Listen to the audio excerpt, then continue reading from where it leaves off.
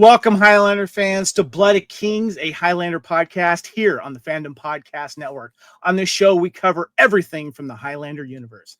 And on this episode, we got a special one for you. This is Blood of Kings Highlander podcast, episode 173, behind the scenes with a very special guest. More on that in a moment. First, I'd like to welcome, of course, my co-host of Blood of Kings, a Highlander podcast. Welcome, Mr. Fight Monkey himself, Lee Fillingsness. What's going on, buddy? Not much. Glad to be back. It's been a bit of a trip since our last episode. I'm glad to be here, bud. How are you? Good. You've been busy, so we've kind of taken a little break from Blood of Kings, but we were always going to come back to it. But I know you've been a busy guy, so yeah. This is a lot easier on my knees than making movies. I'll tell you that much.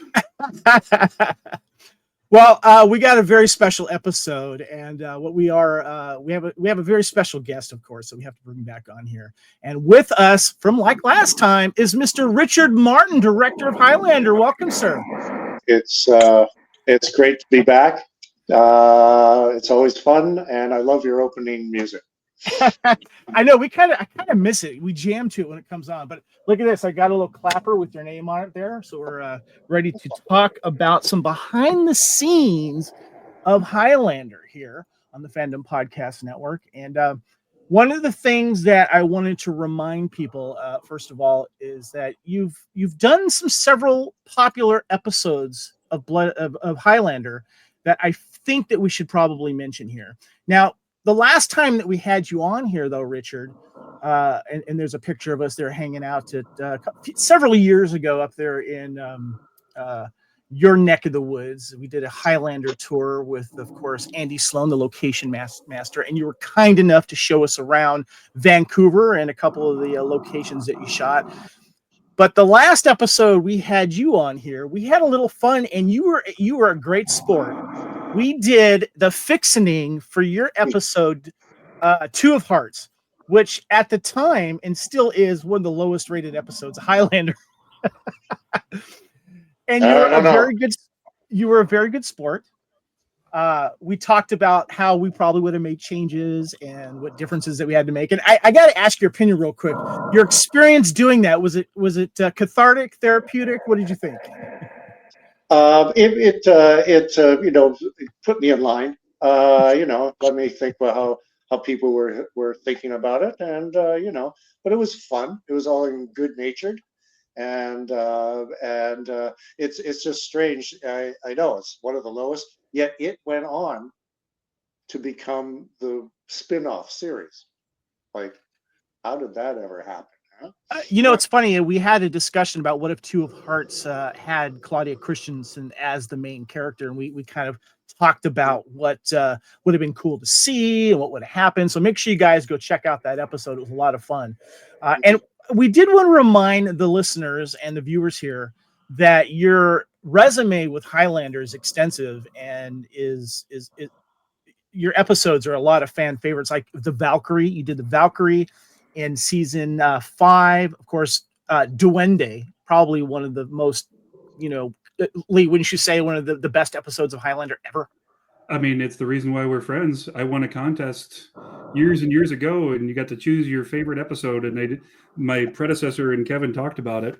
And as a fencer and as a martial artist, that was just brilliant to me. But even in my teens, I remember watching the Valkyrie. And that line where he's sitting there in the bar smoking, he's like, figure if I killed myself a little bit every day, it makes up the difference. Like, that hit, 19-year-old me just right in the chest. That was a powerful moment. So I think one of the most profound moments in Highlander. Yeah. Yeah. You also did the Stone of Scone in season 5, Armageddon in season 6, Diplomatic Immunity in season 6. You did the Black Tower season 6. You did Justice in season 6, and of course Two of Hearts and 2B. When you look back at your episodes that you directed, Richard, does it kind of all blur together, or is there certain moments that stand out? Oh no, every story, every script was kind of unique. I mean, it's still the Highlander, but you know, everything had its own moment, and something that David Abramowitz would bring some beautiful point or some, beautiful thoughts of human existence and life and all that kind of thing. And so there's always something there. So it was a grand experience, but I remember all the episodes distinctly. Yeah. Well, one of the things that we wanted to tease was that you were very kind to send me some really cool things. And what you sent me was, and I'm holding a copy of it here. Here, let me highlight this for a second here. Let me bring this here. This is a VHS tape of what we call a daily. And I'm going to ask you about this more in a little bit. But you sent me several of these from your episodes. And for those of you that are in the business, you know what these are. You'll know that these are crucial to the filmmaking process.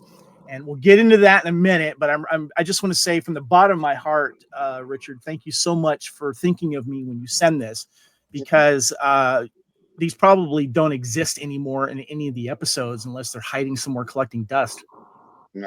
No, they don't. They don't. Those were meant to be thrown away, and for some reason, I kept a few of them, and then I was clearing out stuff, and I couldn't bring myself to throw them away. Right. So I thought, who could possibly get something out of these, and bring them on. And Who's the only man in the world left with a VHS player? yeah, if you need one, but I thought you would appreciate it, so that's why I said, here, if you want them, I'll box them up, send them down. Well, it took me a while to get around to them, and when we were talking about doing the Two of Hearts fixing episode, I'm like, well, wait a minute. I have a VHS tape of these dailies. I think we could make something of this. And Lee, you joke about the VHS thing. I have the ability to turn VHS into DVDs and then digitize those. And and what we're going to do is we're going to show this video towards the end of this podcast here, so you guys can see what it's like to be on set and how things are done, and we'll pick your brain through that process. But Lee, I want to ask you, you're in the movie industry, and you've done some movies. You're also a fight choreographer, martial artist. Are you familiar with the process of the dailies? Oh yeah, and for the stuff I do as fight choreographer and coordinator, it is really crucial because if working with somebody like Richard Martin as the director, and with another director of photography, they know what they know, and I know what I know. And if they're seeing a beautiful frame and everything, like the colors and the balance, and the focus is being pulled right, it can look great to them. But it, like the fight side of it, like if I can see the hole in the fight where I can see where it was never going to hit, it's a big whiff. It looks like me and my brother playing with sticks when we were 10 instead of a fight. My ability to look at that as a fight choreographer and coordinator is really helpful, and that overall helps me to finish the process on location and in editing. When we go back and there, sometimes they'll be like, "Hey, take a look at these two clips. Which one's the one?" And I'm like, sometimes it's a abundance of riches, and sometimes there's like one good angle of a thing. I'm currently in the process of editing on one of the biggest fights ever. And I should say, I have an editor doing it, and I've trusted them with it. But it was a fight scene, myself and a partner, versus 12 people over the course of 2 days, straight 8-hour days of filming. I'm in my 40s. This was a dumb idea, but I wanted to do it. And so right now, having the dailies and kind of seeing, it's useful for that point. And it's also like, sometimes you just get a really good take. There's a really good moment of emotion. The sun comes through the clouds for the dialogue, and you've just got something magical. So, I mean, it's a useful thing, and it's always sad when you lock editing and hit the erase button, or in your case, send the VHS off to some weirdo in Santa Barbara. But because like all that work is, you see the final product, but you don't see all the work again, and it's I we mentioned this before we started recording. We need to mention it again here on the podcast that this is Highlander history. And this is something that people normally don't see. They see the finished project, or they'll see like outtakes and maybe some extended scenes and stuff like that. But this is like raw footage, and it's fascinating to when I was looking at this, going over it and getting it ready for this podcast. That that it's just like it's like a treasure trove. So we'll get into more of that. But first, we want to remind people what we're talking about here. Of course, we're talking about the episode 2 of Hearts. And like I said, for a fun watch and a listen, check out the Fandom Podcast Network YouTube channel and listen and watch the Bloody Kings episode where we did the fixing of the 2 of Hearts and how we would have made it better with the director itself, Mr. Richard Martin. So make sure you check that out. But as a reminder, we are, of course, talking about Claudia Christensen in this episode, and just a quick little recap here of what the a little background here noise here. A little synopsis here is: together, immortal Kate and her husband Nick successfully freed a kidnapped daughter of a mob boss. Just one of the many missions for them. Nick is concerned when Kate breaks up their team to seek revenge on Bartholomew, who gets the drop on her in a parking lot. Nick happens along and saves her. He suggests that they go after the money Bartholomew is scamming on behalf of starving children before she kills him. They break into Bartholomew's headquarters, but the police who are watching Bartholomew are alerted and they are caught. The police are suspicious of the two because they carry weapons and numerous fake passports. A police inspector is escorting them out of the country when Bartholomew breaks in, kills the inspector. On the run, they cash in the favor to get weapons. At Bartholomew's estate, Nick and Kate work together to arrange a showdown between Bartholomew and Kate, while Nick finds his ill-gotten fortune hidden as diamonds in a Bible. Now, there's a flashback, and this is where the dailies take place, Richard. And this is where I kind of want to go into next here. Because the flashback is about 1270 England. Catherine is a healer. Bartholomew dropped by to recruit for his crusades and institute a killer regime, so to speak. And she challenges him, and some knight shot her in the back with an arrow. And so you see most of this scene going on. You see her get killed. So I guess the main thing that I want to talk about first is the dailies in Russia's discussion here. And let me go ahead and unmute you here, guys. Sorry about that. Got a little feedback there. What are they? In filmmaking, dailies and rushes refer to the raw, unedited footage captured during a single day of shooting, which is then reviewed by the director, crew, and sometimes the actors to assess the quality of the day's work and make adjustments moving forward. Essentially, it's the first look at the day's filming before any editing takes place. Richard, would you say that's accurate? Yes, it's when a show is made up of shots and is made up of trying to tell the story basically, and so you can't just do it all in one take every time. That'd be lovely. But so you have to do this angle, that angle, and everything, and so you shoot and over, and then multiple takes until you feel like you've got it right. And then you review it later with the editor usually and say, do we have everything? And if you don't, you're shit out of luck because you should have done it that day. So the rushes are, what you did that day, basically, and how you tried to tell the story and how well you told the story or how you screwed up. Well, the pictures that I'm showing here on the screen, these are some screenshots of your last day of shooting on a Highlander episode. And we'll see that in the video later. But I wanted to kind of show you what the stills look like. And we'll get to the video in a minute. But I want to talk about the actual filming location here. And you could probably pronounce it better than I have. It's the Chateau de Pierrefonds. Yep. I wanted to ask you, working on Highlander, especially in France, you get to go to some cool shooting locations. When you were starting the production of this episode of 2 of Hearts, how did the production of where you were going to be shooting come about? Of this location? Yes. You mean?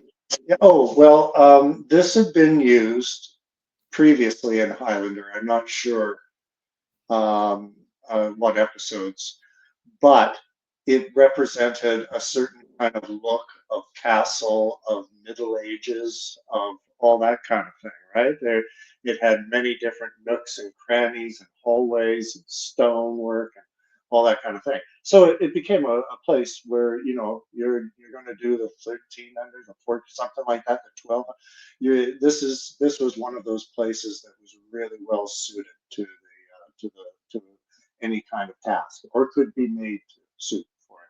So it's like we did it played Westminster Abbey, of all Yeah. things, in Stone of Scone, and it played this Middle Age castle in Two of Hearts, and I think that's the only two times I shot there. But it was it was an all-purpose Middle Ages kind of look. I had to hit up Andy Sloan. He mentioned too that season 3's Star-Crossed episode had scenes filmed there, and also Highlander the Raven returned to film some episode there as well. Was there any challenges working at this location? It was pretty open to us for the most part. They liked us being there. They liked, we were good crew, and the place could use the money, right? Because there's a lot of upkeep on a place like this. Yeah. So they enjoyed having us there, and we loved it. It was a very easy place to shoot. People were very nice, and my son, who was only 4 years old there at that point, he just loved the place. He just played there all day long. So it was a win-win all the way around. When it comes to the dailies, is there some days where you just go, let's burn those, or it's just like they're cringeworthy? Do you ever have those moments with any of the dailies? As a director, I think I can probably say most days I go, geez, if I could only shoot it all over again, but that's just the nature of the beast. Actually, you look at a lot of stuff, and when you see it edited together, you say, oh yeah, okay, and everything, but go be critical of yourself. Yeah, you always know what you would have done differently. Once you see it, it's like, oh, I should have done this. Why didn't I think of that? And now it's already on play mode. I went into it knowing what I needed to get, how I needed it to look, how I needed it to feel, and then I had an incredible crew behind me who would make things work, and we changed Pierre Fong into Westminster Abbey, little corners of it, right? And so or we built a little village down below below the thing for Two of Heart, right? And so we had an incredible crew. It worked. It always worked. So let me ask you, when you are filming a day, when do you get a chance to see the dailies? Is it played back immediately, or do you have to watch it later in a tent? How does that work exactly? How does that process work? Oh, well, this is back in the day. Now you can review things instantaneously, right? Yeah, soon. with digital and stuff like that. Yeah. Yeah, but during this time, shooting in 16mm and everything, the film had to be FedEx to Vancouver, processed, and then transferred, and then it would be sent FedEx back to Paris. So, so it wasn't really dailies, as more every 2 or 3 dailies, that we would get stuff. So yeah, I wouldn't see stuff until a couple of days later. So with that delay in time, did you use that time to make sure that you got all the shots that you wanted? So in case something came back in dailies, you're like, well, I have this other cut we could use. How does that work when when you do that? Yeah, you wish. Not really, not on the budget we had, although it was a good budget at the time. But you're moving on. You're moving. Gotcha. On. So you better have it down and know what you're getting, and that what you're getting is going to work. Right. And lucked out. Yeah, I normally did, but you're moving so fast. I mean, that was yesterday. This is today. Tomorrow is tomorrow. Mm-hmm. You just better have. So Lee, you mentioned that you use them. So obviously you have better technology than we had then. Is yours all digital? How are you able to review the dailies that you see? The most of the stuff I do now is digital, and for some productions that I was on back in the 1900s, you would have video and Video Village. Actually, the first use of Video Village was in the movie Willow. It was the first time that they were actually able to see it as it was happening and review it and double check. But it is a very useful tool, and it's something I know I was able to live without it. I don't know how. Kind of like when I used to be a photographer on film, it's like, okay, I shot for a day and now I have to go develop this film and then process it and then print it and see if anything I did was good or if I completely forgot everything I knew about framing, f-stop, and depth of field. And so it's, in the trenches kind of stuff like this is pretty crazy. I did have one question about Pierre France. What was the power situation like there? Because I know, crews use up a lot of power, especially when you got camera and lighting. Like with those medieval locations, were you running on Jennies or did they actually have a good power setup for you? Well, there'd be a little bit of plug-in power that we could utilize, but mostly we'd run with it. Usually two generators. Okay. To set up a big dot or something like that, we'd pull in two generators. But if we could live on one, great. But generally, yeah, there's not a lot of you trust your Jenny and power. Were the dailies always on like during the 90s? Were they always on VHS?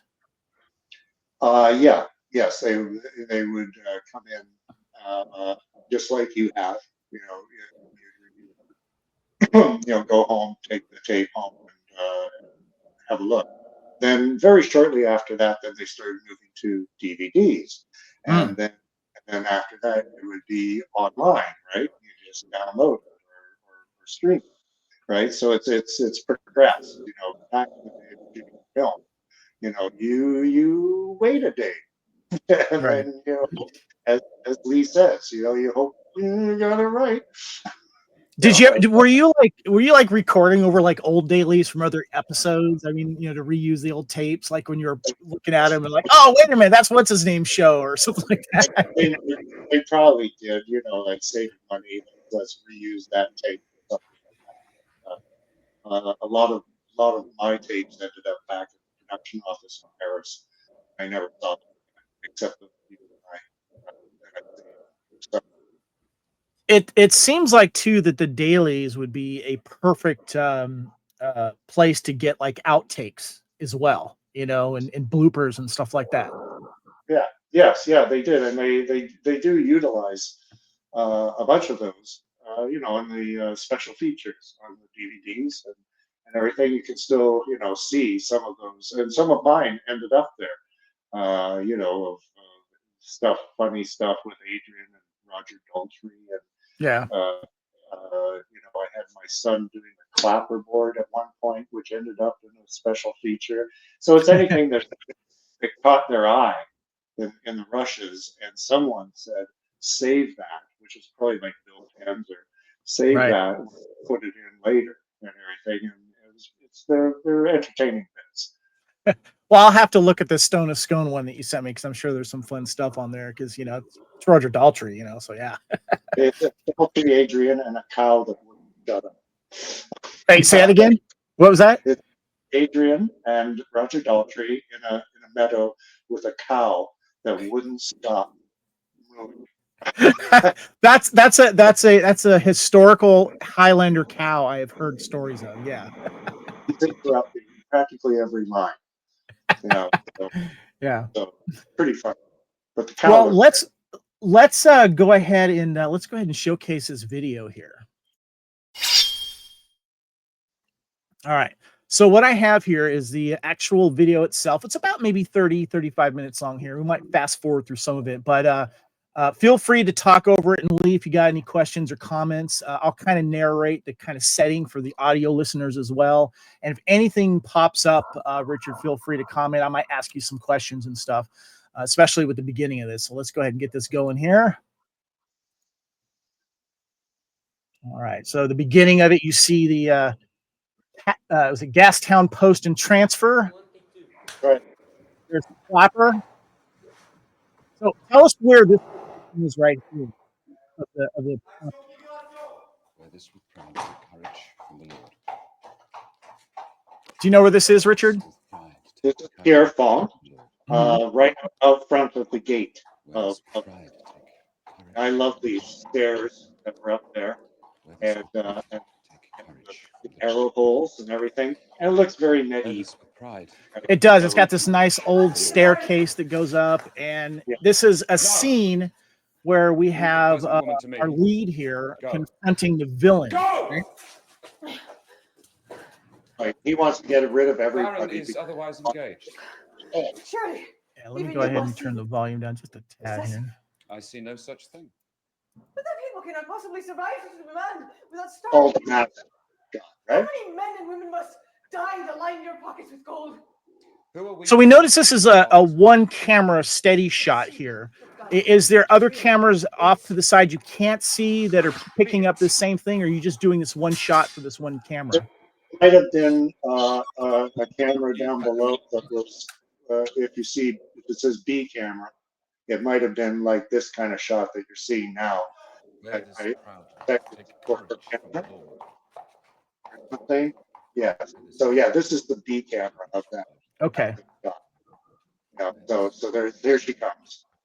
Right. So we got the big wide shot and then a big huge telephoto shot of her coming Where in this to proudly, challenge. take courage from And the as Lord. you see, she gets covered.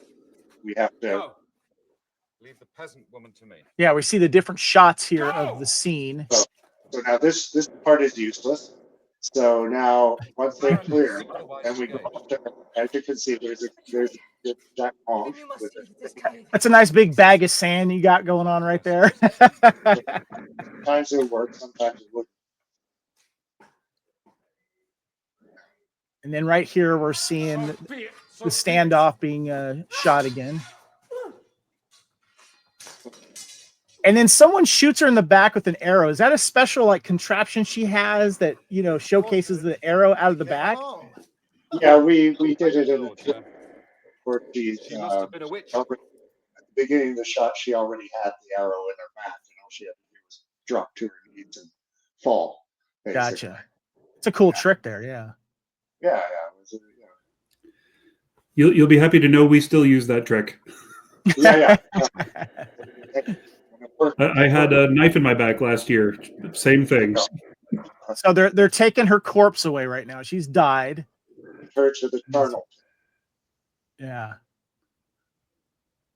And of course, he obviously knows that she's an immortal. Yeah. So then we did obviously we're doing this again because there's something that didn't work. And then someone's like, you are not going to finish that sword fight. You're going to get you with an arrow. I know. So she misses her chance to take him out. I feel like Bartholomew's like, darn it, why did you go ahead and shoot her? I could have taken her. I know. That's what he wanted. Your forgiveness does you credit. If I miss your fate, you might rise from the dead. Well, that's why I said I need to see your face more. Yeah. So You got to tell that extra to not, block the camera, stuff like that. It's always something. Got to give it up to the costumes you guys had on this set, though. So, yeah. Yeah, she was very good. Here we go. So this is a scene of our villain speaking with one of his cohorts. Yeah, this is the Lord of the Realm or something like that. And Bartholomew is going off to Jerusalem and crusade. My word. Yeah. So we took a rip off the Did you shoot inside the castle as well, or did you go to a set for some of those? No, all of it was practical location. They blame you for the death Okay. of the Gotcha. We have, the closest thing we had that was the barge. And soon. It's a great setup here. It looks like it's in the 1200s. It's fantastic. It's a nice light. That's what I like about it. I'll go ahead and mute it here. I did want to move. Let me move forward just a little bit here because I wanted to showcase. There's like here's some close-ups of here of Bartholomew. Right. And obviously, you're gonna not use all of these, but he has a little monologue that he's giving here, and I'll go ahead. Let me unmute that here. Something must be done, Yes, yes. and soon. The king would not look kindly upon a rebellion. He looks so Even less evil. kindly upon a law to allow his peasants to run He amok. did no good, old Jack. You are wise in such things. Counsel me. Well, It's a good dramatic scene like that. Turn away. I won't be back. there. 22 and 3, take 4. And then I don't remember this gentleman's name. What was he? I can't remember it either. He was a French actor. My lord Or is British. kind. I can't remember. Before I leave, the small I matter don't know if of that's the king, Olivier Ah, Olivier, maybe. I don't know. I remember his name. they blame you. But he looks good too. He looks like he's up to no good. Yeah. He's just a Something must be done. you know, yes. Bartholomew character. The king would not look kindly upon. Now I want to go forward a little bit here because let me show you something. This seeing extended scenes of her being put 21 on 1, take 2. on the mass grave, and then you see these scenes in the dailies, extended scenes where it's kind of cut more quick for the episode. Tell me little bit about this. Look, she's being put into a mass grave right now. Yes, the charnel. And three of the bodies in there were live bodies. The others were fake. So there's 3 live bodies in her, and then the rest are fake. Yeah. Yeah. So, Lee, would you play one of those dead guys? I mean, Lee, that's pretty scary right there. I was actually about to say, playing dead is one of the more difficult things to do. Yeah. Because you can't move, you can barely breathe, you can't twitch. I had to do reshoots of a dead body scene that we shot in summertime in the late fall, and I had to wear the same T-shirt so I was matching, and I was freezing and shivering in between cuts or in between takes, and then I had to not shiver while they were doing like this dialogue over my dead body. And there's not a lot of 6'7" monsters that can double for me, so it had to be me. And just the act of staying still is crazy. I did one where I literally got killed in a fight scene and then had to stop breathing while the person that killed me crawled over to her boyfriend to rescue him. And like I had been choking her and lifting her off the ground, and then she killed me, and I had to not breathe in a oneer. And it was one of the hardest things I ever did as an actor. So people playing dead, until you've done it, you don't know how hard it is. Well, it's obvious that you. I gotta ask you here, Richard. You're telling Claudia to basically, on several takes, lay on top of a bunch of dead people, and then do the same scene over and over again, where she comes back to life as from an immortal. Yeah, she loved it. We did a couple of takes there because her hair kept coming in front of her face. So, we had to do her hair. Yeah, and then you saw a couple people move there. I thought that was interesting. Yeah, and here's a great shot with one of the natural arches of the castle, and her running back. It looks like here. That's a really nice shot. Do you remember this day? Oh, this thing, I loved it. So we were shooting up from top, looking down, and we just went downstairs underneath to use that arch. So look at the forest. Do you get a chance to kind of have a say of where you want to shoot some of these scenes because of how they look when it comes to the actual set piece itself? Oh no, I select all of them. Nice. All right. So she's coming back to the carnage here left by Bartholomew and his men. Everyone's dead and burning. Yeah, so this is all. Yeah, he's had everyone killed, and including her or Hey. that. This is all a bill. Right? Yeah, she's Claudia is just great in this scene, just showing the turmoil that she's going through. Everyone's dead. She's really good here. Yeah, she did it well. So that's the close up. It should be a wider shot, to show the thing. Oh, and then she finds a little. It's like a pendant or something she finds. A little necklace kind of thing. Yeah. And then she's dead. Inside. Dead inside. She was a pleasure to work with. This is a very emotional scene for her character. Do you remember how many takes that you had to do during that scene? You're seeing right here. So that was one.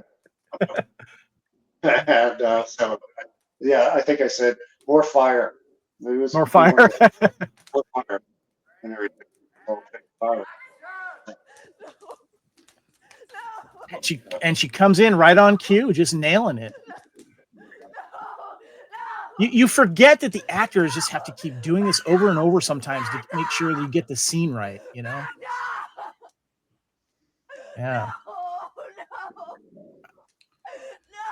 That's got to be exhausting for an actor. That's impressive.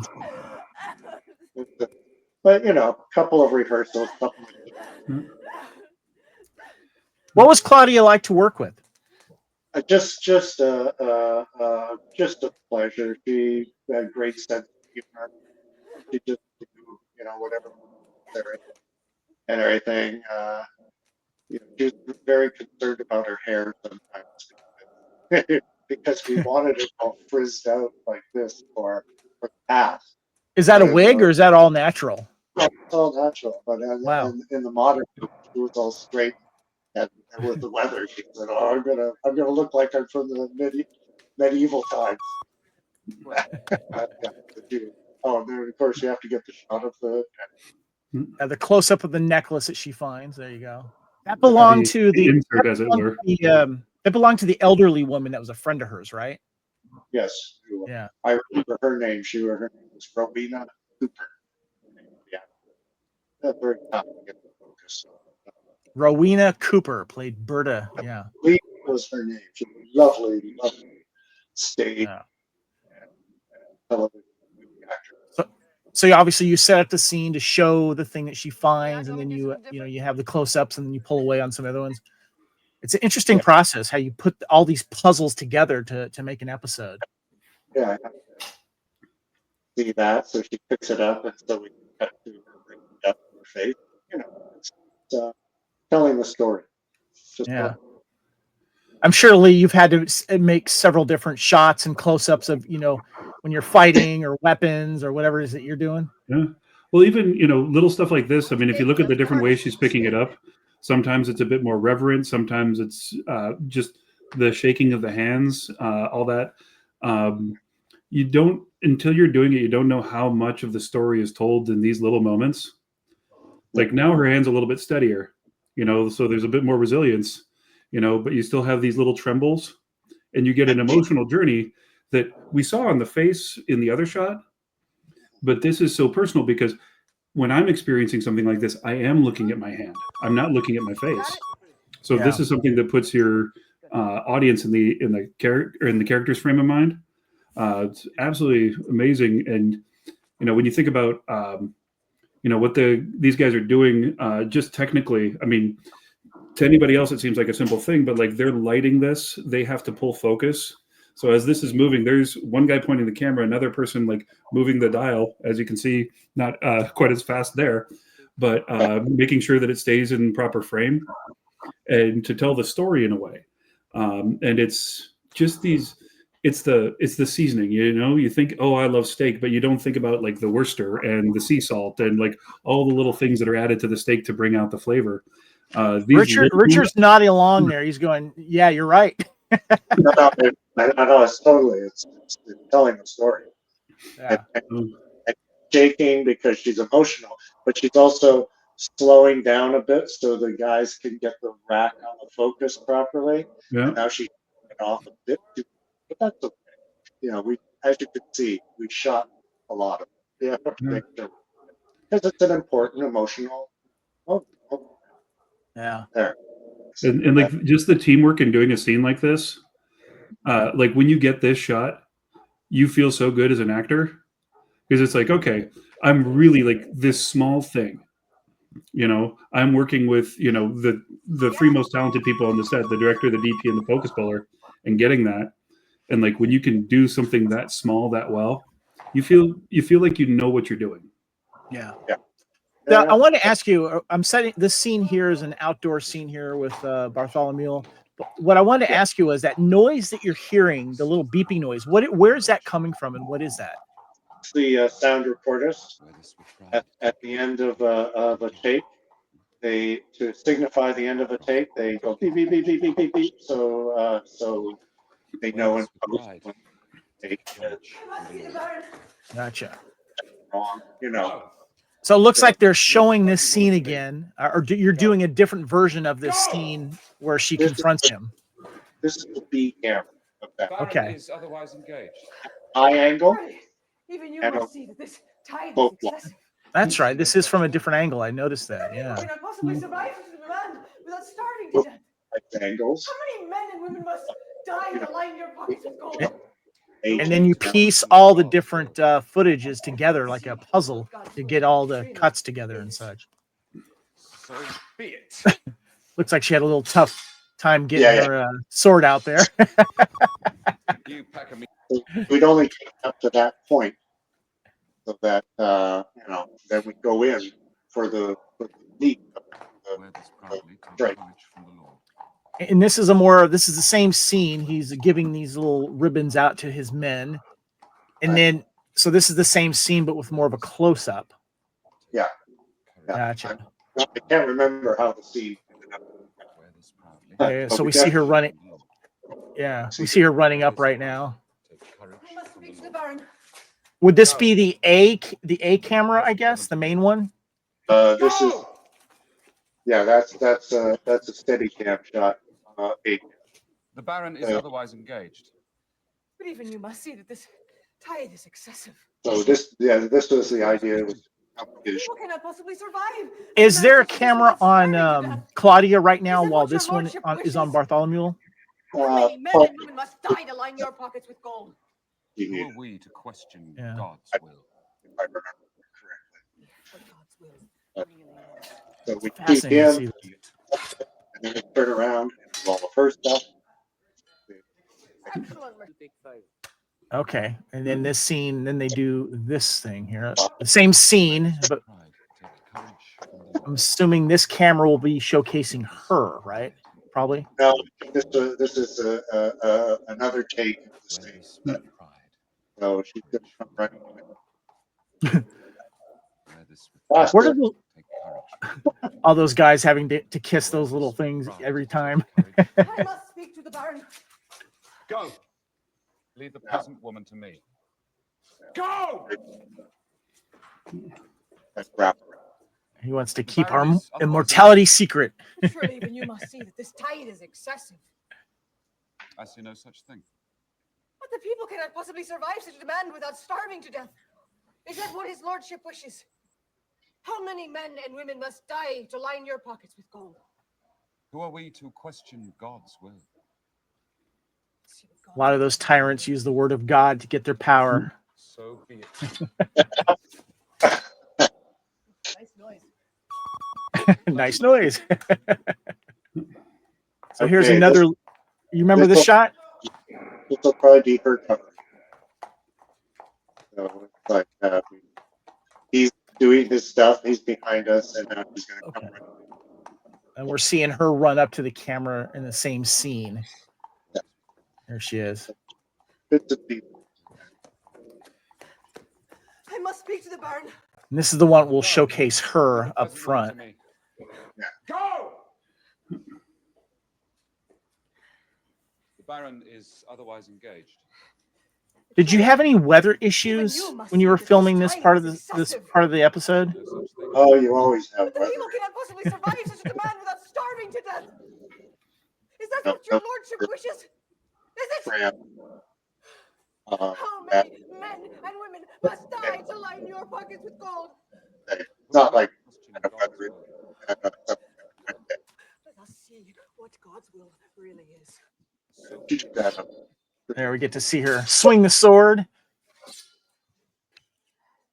And then the other scenes, we get to see her get shot in the back there. So yeah. this So this is another- another take here. I'm going to move forward just a little bit here. So she, Many men and women must die to line your pockets with gold. yeah. who are we to question God's will? God's will. Let us see what God's will. Being able to do this over and over again and still keep the same intensity is amazing. Well, also think about like every take she's running that hallway or that path and meeting at the exact same guy every time.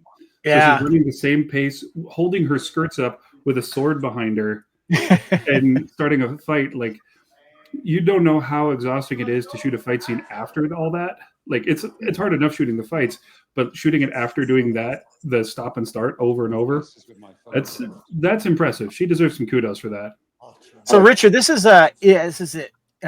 Looks like it's taken a shot taken further back in. This is a beautiful location. You got, I see this passes for like long time ago. it's a beautiful place. I love those doors. Before I I leave, love the the stairs up there. order So of time. this is the no frame. The peasants refuse to Yeah. pay. They blame you for the death of their Shot king. anywhere around there, but I Something must be done. It just it's totally sets the mood here. I'm going to fast forward a little bit here because I want to get towards there's that one archway again that you did and you can see that the mass grave there dumping her body from a different angle. Yeah. And then you get to see her awaken from this angle, which is pretty cool. Meanwhile, you had a camera on the top looking straight down. yeah, right over, straight down on. Did she get to know the other friendly corpses that were alive? They explain, exchange pleasantries, I believe. And then, Sorry, I got the elbow there. Sorry about that. Whoops. beat you in the groin. Yeah. Two. And you take another shot here, a little bit closer of the mass grave of her coming out. This is fascinating. I love this. Don't know how much. I have to assume in Highlander lore, Richard and Lee, that there's been many occurrences where an immortal is killed thinking that they're mortal, and then they wake up somewhere in a grave. Yeah, that happened a couple of times. Yeah, once or twice. Black As long as they Tower. don't get their head taken off, So yeah. All right, so I want to come back towards the end here because this is an important scene for you, Richard. This is a scene where you, of course, are shooting, where she comes back after she's resurrected as an immortal. She's finding, the village in ruin. Everyone's dead, and then there's the famous watering hole right there, and she's acting her butt off right here. Yes. Gear Fawn is in the background. Yeah, you nice little wide shot here. All the fires. Now, was this the actual last day of shooting of the episode for you, or did you do pickup shots of other parts of the episode elsewhere? Yeah, no, as the first, plate from the lab says, it's day 8. Day 8. I think it says that on the clapper, actually. Yeah. Yeah, sure. No, I'm not. Okay, no, this is our shot. This is my last shot. This is your last shot. She has a little necklace in her hand. I said, Oh, Danny boy. She's singing "Oh Danny Boy," The vibes are calling. and there you are, hanging out with the whole crew. Now, I want to pause this for a second here. Hold on. Let me get back to this scene here. Now, this is the last day of shooting. You are obviously having a little fun with the crew. Did you know this was going to be your last day on any Highlander set? yeah, this is the last episode, the last day of the last episode I shot. And so I wanted to go out with a fun shot. There's, to my left is the director of photography, Artur, the script supervisor, Sophie. Just a wonderful pile of crew, and I love them all dearly. And they work their butts off. And so we just, we had fun with the final shot. Claudia was totally into it. She just started singing Danny Boy, and then I'm sitting there saying, "What are you doing?" Yeah, I'm gonna play this over again because it's fun to watch. Oh, Berta! Oh, Danny boy! The pipes are calling! You come here often? Shut up! There's no light! No light! Where's the... Hey! Look at that. Hey! There's no light! All the let's head to the pub. The round's on Richard. Oh, okay. Smoke!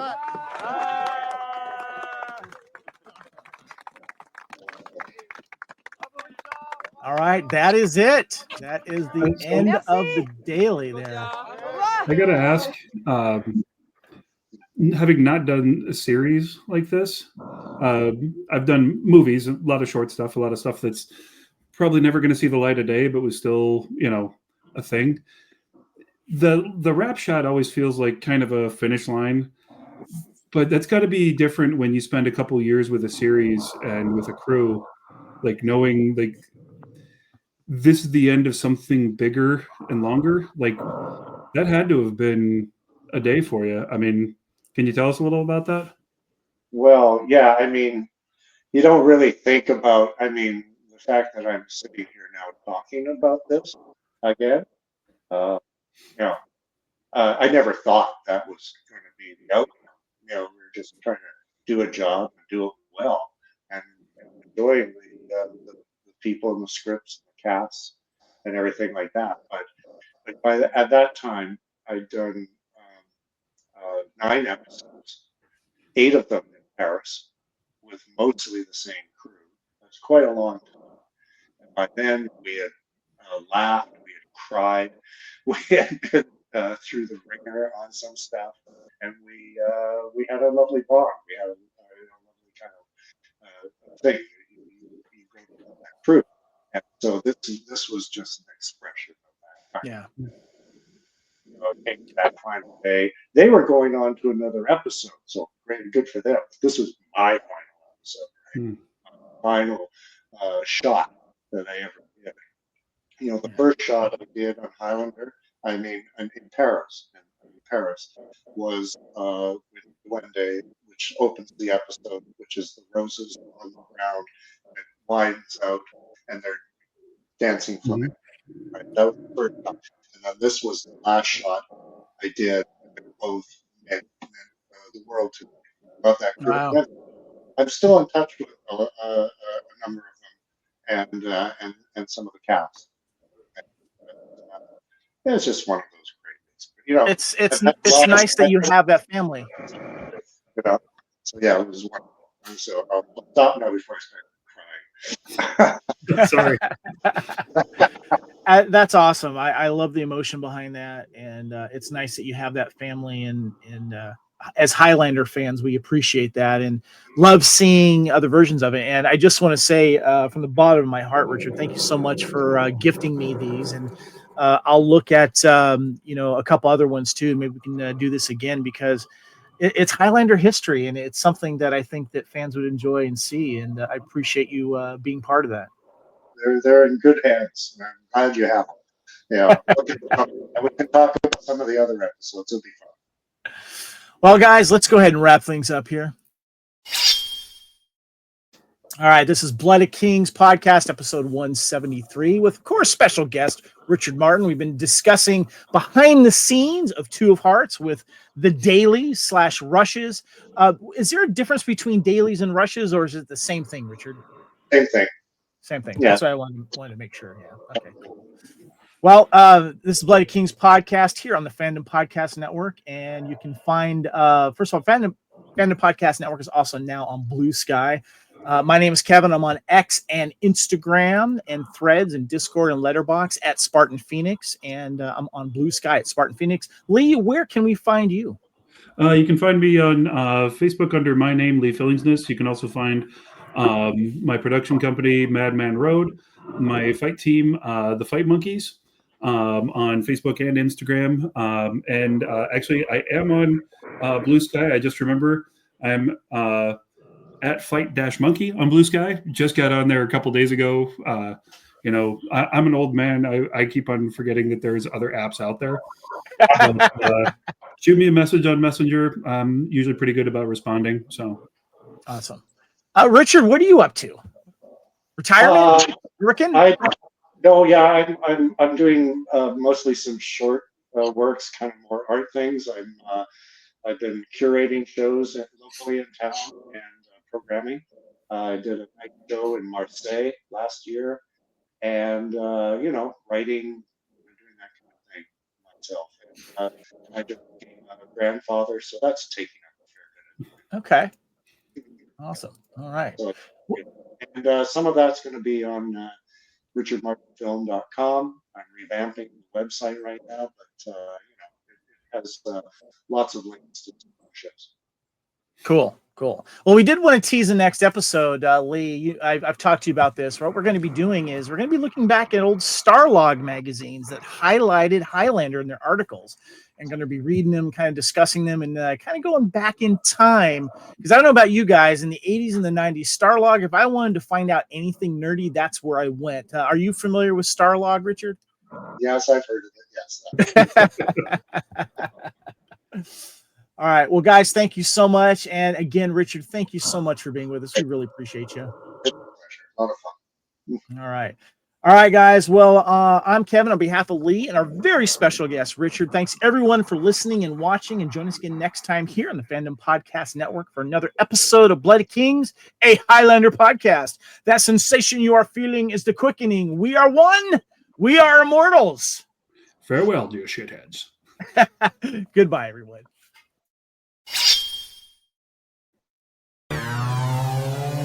You